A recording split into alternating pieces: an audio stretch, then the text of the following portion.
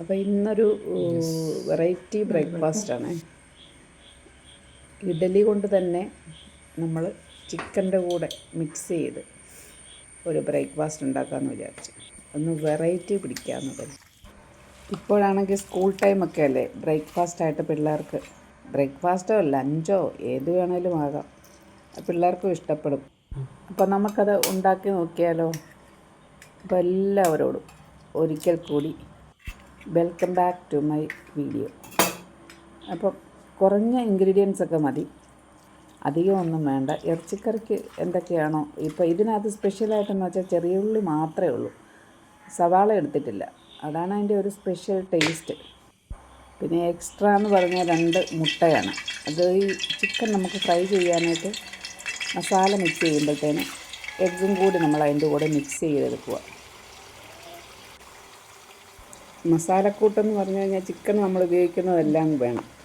മുളക് പൊടി, മഞ്ഞൾപ്പൊടി, മല്ലിപ്പൊടി, അതുപോലെ ഗരം മസാല, കുരുമുളക് പൊടി, പിന്നെ ചെറിയ ഉള്ളി, തക്കാളി, പച്ചമുളക്, ഇഞ്ചി, അതുപോലെ വെളുത്തുള്ളി, ഇത്രയും മതി. ചിക്കൻ നമ്മൾ മസാലയെല്ലാം തേച്ച് ഫ്രൈ ചെയ്തെടുക്കുക ചെയ്യുന്നത്. അപ്പോൾ അതിൻ്റെ ഇടയ്ക്ക് ഇഡലിയും റെഡിയാക്കി എടുക്കണം. തീ കത്താനായിട്ട് ശകലം ബുദ്ധിമുട്ടായി, മഴയും തണുപ്പും ഒക്കെ ആയതുകൊണ്ട്.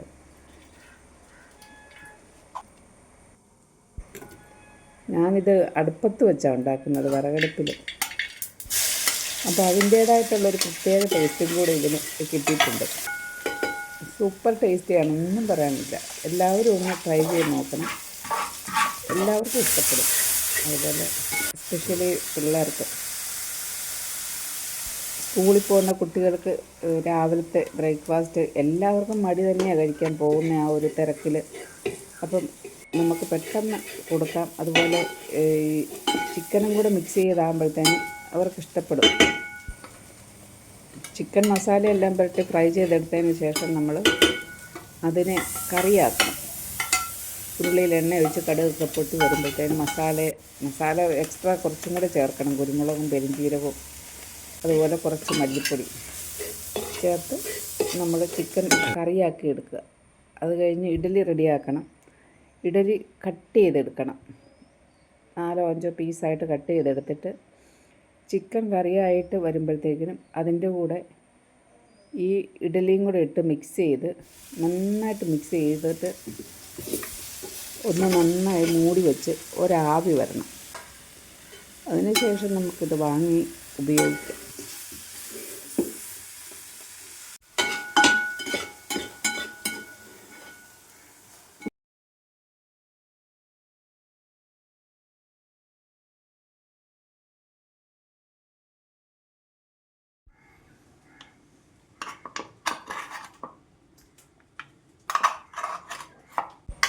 അപ്പോൾ അങ്ങനെ നമ്മുടെ വെറൈറ്റി ബ്രേക്ക്ഫാസ്റ്റ്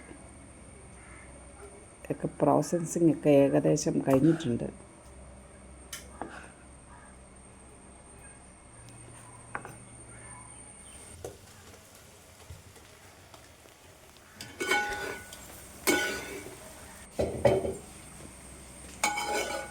അപ്പോൾ ഇതാണ് അതിൻ്റെ ഫൈനൽ റിസൾട്ട്.